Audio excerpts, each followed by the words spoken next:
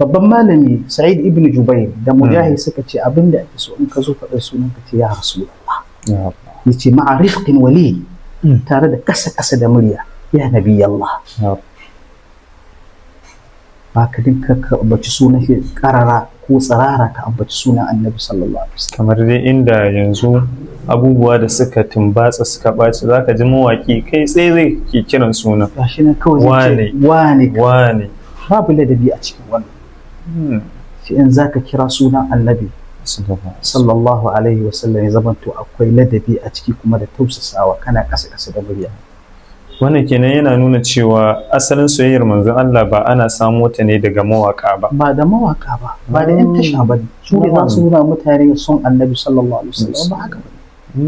Sa'annan kuma daga cikin alamomin malamai suke cewa shine idan ana karanta hadisan annabi sallallahu alaihi wasallam, aga kana su in so samu kai shiga mai kyau, kana su kana sauraron hadisan annabi sallallahu alaihi wasallam, kamar yadda aka ruwaito daga Imam Malik, Imam Darul Hijra, kace in zai bada hadisi sai yayi wanka, yayi alwala irin ta sallah, ya dauko tufafinsa wanda ya dauko tufafinsa mafiya kyau, masu kyau, masu tsada, ya fesa turare, sannan yazo yana bada hadisan annabi sallallahu alaihi wasallam tare da natsuwa, tare da ba a son a zaman tu ana daga sauti a lokacin da ake karatun hadisan annabi sallallahu alaihi wasallam. Ga Sa'id ibn al-Musayyib ba shi da lafiya, yana kwance, zai ba da hadisan annabi sallallahu alaihi wasallam, sai ce a tashi shi, sai da aka sanar da shi yana so mai fara ba da hadisan annabi sallallahu alaihi wasallam.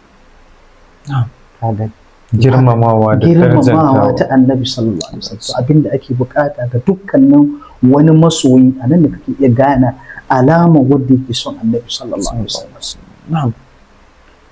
Na gaba mala addaqawi shi, aga kana gaggawa wurin zartar da umarnin annabi sallallahu alaihi wasallam, da kuma kana kokarin hannuwa game da abinda annabi sallallahu alaihi wasallam ya yi. To wannan kenan yana ƙara bayyana mana cewa ita soyayya tana ɗamfara ne da bin abin da wanda kake so ya yi umarni da shi ko ya yi hani kenan. Jamil jidda. Domin kana son mutum ya umarce ka, za ka yi gaggawa ka umaru ka bi wannan umarni. Tabbas. Ya sa ma Allah da kansa sai